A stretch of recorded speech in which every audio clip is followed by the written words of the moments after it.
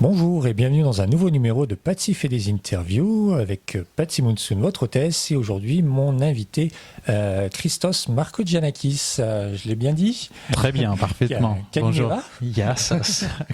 Bonjour. C'est le seul mot que je sais dire.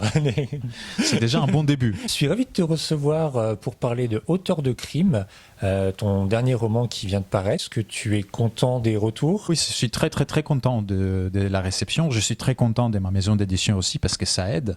Ce n'est pas seulement l'écriture, il faut aussi un peu de push, de marketing, des relations presse.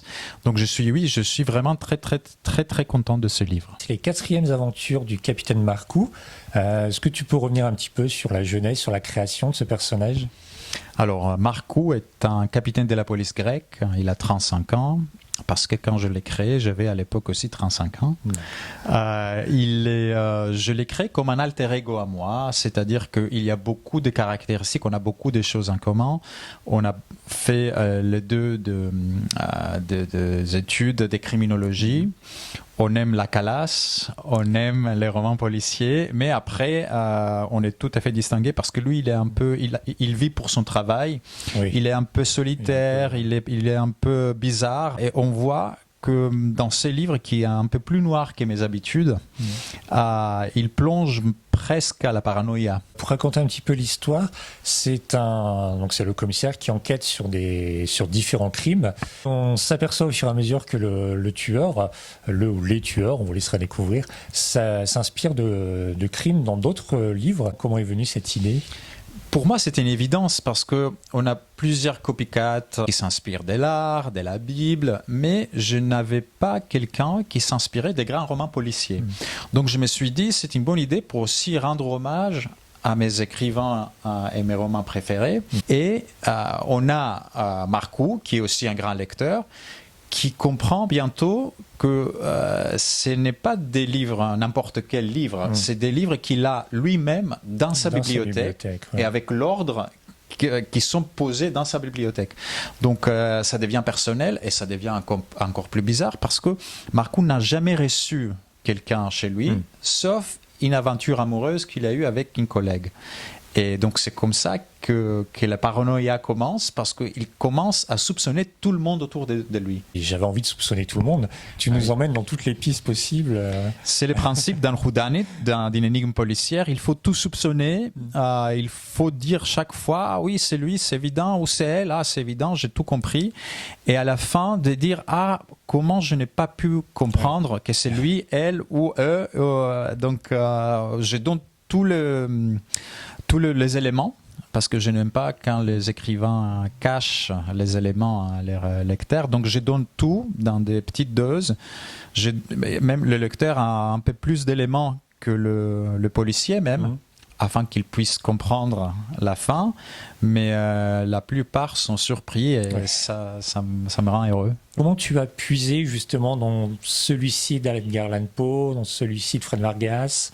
C'était un peu un choix personnel. C'est un peu mes livres préférés. Par exemple, de Agatha Christie, j'ai pris un de mes livres préférés. Fred Vargas aussi, un de mes livres préférés d'elle. Et Edgar Allan Poe, j'ai pris bien sûr le premier.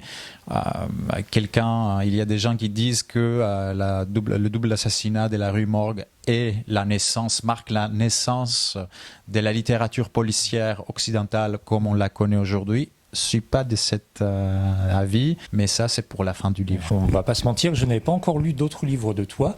Ce que j'ai aimé, c'est le rythme. En fait, c'est des chapitres très courts. On change de chapitre, même si on reste dans le même lieu. C'est ton style d'écriture, c'est la patte Christos? C'est devenu mon style. Ce n'était pas comme ça au début. Les chapitres étaient un peu plus longs, mais j'ai bien compris, et assez vite, avec le 3e, qu'il faut des chapitres un peu plus courts qui donnent envie au lecteur de continuer et dire ah oui, c'est encore un petit chapitre, donc je vais suivre, je vais continuer, encore un, et comme ça on finit tous les livres dans une lecture. Et je crois que c'est un peu malin, voilà. Et donc c'est fait exprès, mais ça a pris deux livres afin de le découvrir. Le style justement, il est très court, très rapide, ça fait un peu cinématographique presque. Est-ce que dans tes rêves les plus fous, une adaptation en film ou en série de ton personnage personnages, ça pourrait être quelque chose qui te plairait?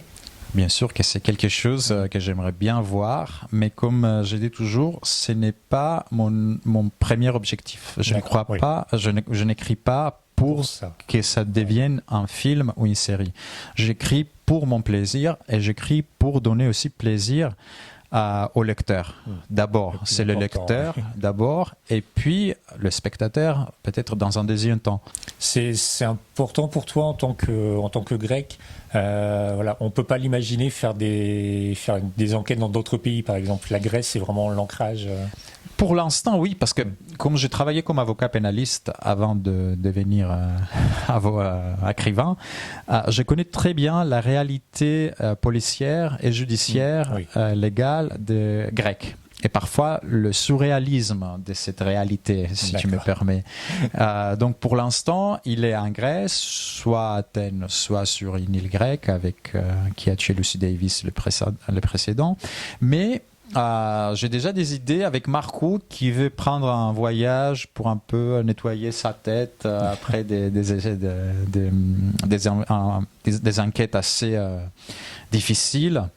Mais comme à l'Hercule Poirot, le crime le suit. Oui. Donc même s'il n'est pas en Grèce, il y aura des crimes. Chose.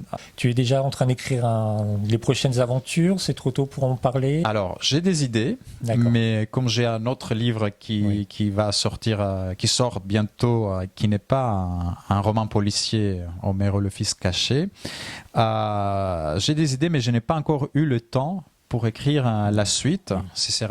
Il y aura bien sûr une suite avec Marcus, soit en Grèce, soit à un autre endroit. Et ce livre, Auteur de crimes, chez Plomb, qui est paru en France en mai, va sortir en Grèce en 2024. Donc j'aurai beaucoup de voyages aussi en Grèce pour ce même livre, mais en grec. D'accord. Ça va être un grand honneur justement de pouvoir être lu et traduit dans plusieurs pays. C'est pas le cas de tous les auteurs. Non, pour moi c'est un grand honneur. Et j'écris soit en anglais, soit en grec. Et puis je suis traduit. Il faut aussi évoquer la traduction par Hélène Zervas, parce que la traduction est aussi très importante.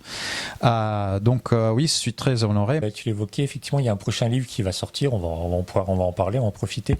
C'est une enquête sur le fils caché de Maria Callas, c'est ça? C'est un roman, c'est de la fiction, même si j'ai pris des faits et des personnages réels. Et il s'agit de l'histoire d'un enfant qui est né en 1960 en Italie et qui grandit en Italie dans les années 60 et 70. Et un jour, quand il a 17 ans, il apprend que ses parents qui ont élevé ne sont pas ses parents biologiques, mais il est le fils d'un couple légendaire, Maria Callas et Aristote Onassis. Il y a des gens qui disent que cet enfant a existé, que Maria Callas a eu un enfant avec Aristote Onassis. Donc j'ai pris cet enfant et je lui ai donné une vie, qui n'est pas une vie heureuse parce qu'il s'agit d'une tragédie grecque contemporaine et avec une question cruciale qui parcourt tout le livre, qui est: est-ce que c'est le destin ou nos choix qui façonnent notre vie? D'accord. On le lira, je le lirai avec plaisir en tout cas. Je l'espère bien. Et puis en attendant, je vous conseille vivement la lecture des nouvelles enquêtes du capitaine Marcou de Christos Markogiannakis. Le livre est déjà paru, il est disponible partout, donc je vous invite à le lire si vous aimez les policiers et en plus les crimes policiers dans un livre policier. C'est une très bonne histoire. Merci beaucoup à toi, Christos, d'être venu jusqu'à moi. Merci. Et puis, au plaisir pour un prochain livre. Le plaisir sera partagé. Merci. D'ici là, n'oubliez pas de lire, c'est important. Et moi, je vous retrouve très bientôt avec un prochain invité. Bonne journée, au revoir.